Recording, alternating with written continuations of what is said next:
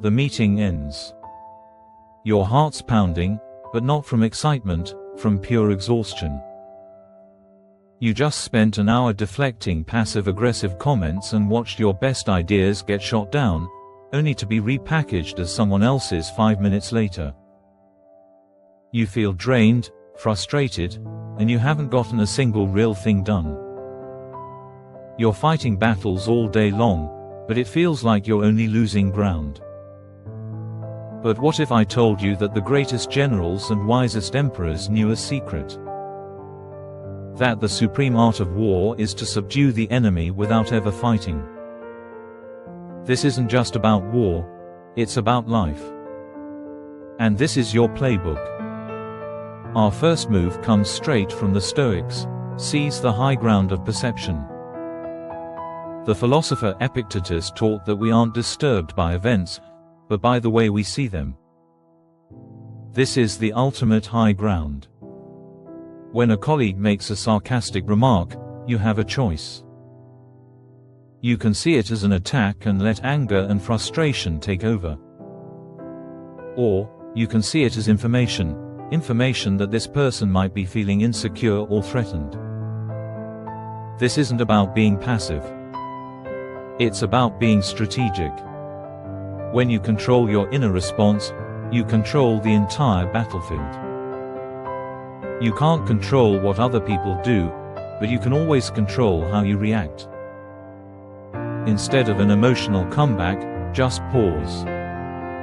See their move for what it really is. A client sends a demanding email at 7 p.m. The untrained mind sees an emergency. The strategic mind sees an attempt to transfer pressure. By not reacting instantly, you refuse to let their stress become your own. You're holding the high ground, where you can think clearly and act decisively, not desperately. Sun Tzu wrote, "If you know the enemy and know yourself, you need not fear the result of 100 battles." This is our second maneuver.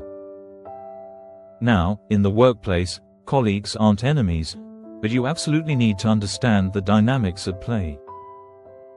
Knowing your enemy means understanding what drives them. What does your boss really care about? Is it genuine innovation, or just keeping things quiet? What's pushing that competitive coworker? Is it ambition, or a deep-seated fear of being irrelevant? Knowing yourself is just as important. What are your emotional triggers? Do you get defensive when your work is questioned?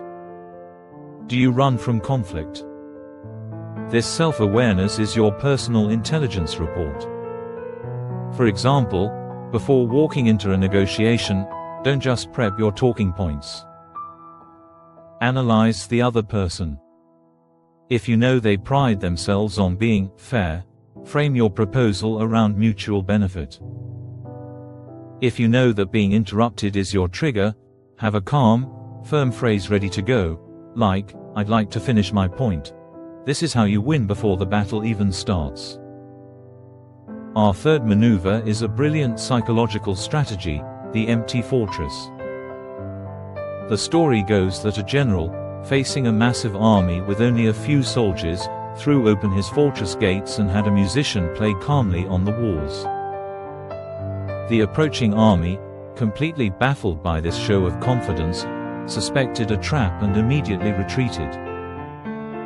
In your life, the empty fortress is the art of looking calm when everyone expects you to panic. When a coworker tries to provoke you in a meeting, they're expecting a fight. Your calm, unflustered silence is the empty fortress. It's a void where their aggression has nowhere to go. It signals unshakable confidence. It forces them to wonder, why aren't they reacting? What do they know that I don't? Suddenly, their own mind becomes their enemy, draining their energy while you save yours. The fourth maneuver is a principle from Sun Tzu: build your opponent a golden bridge to retreat across. Think about it, a cornered animal will fight with everything it's got. The same goes for a cornered colleague. If you publicly humiliate someone by proving them wrong, you haven't won. You've just created a long-term enemy. The master strategist creates a path for their opponent to back down without losing their dignity, a path that, funny enough, leads exactly where you wanted to go. Let's say a teammate is clinging to a bad idea. Instead of destroying it, build them a golden bridge. You could say, "That's an interesting starting point. What if we merge the core of your idea with this other approach to handle the budget issue?" This lets them let go without feeling defeated. They feel heard and respected, which makes them more likely to back the better plan. You get what you want, and you strengthen the relationship. Now that's a real victory. These aren't just ancient theories. They're a practical playbook for navigating the modern world. You don't win by being the loudest person in the room. You win by being the most disciplined, perceptive, and strategic one. True victory isn't about destroying your opponent. It's about achieving your goal while spending the least amount of energy and goodwill. If you're ready to stop fighting and start winning, comment "I refuse to lose" below to join a community of strategists. And make sure you subscribe, because real strength is a skill, and it needs practice.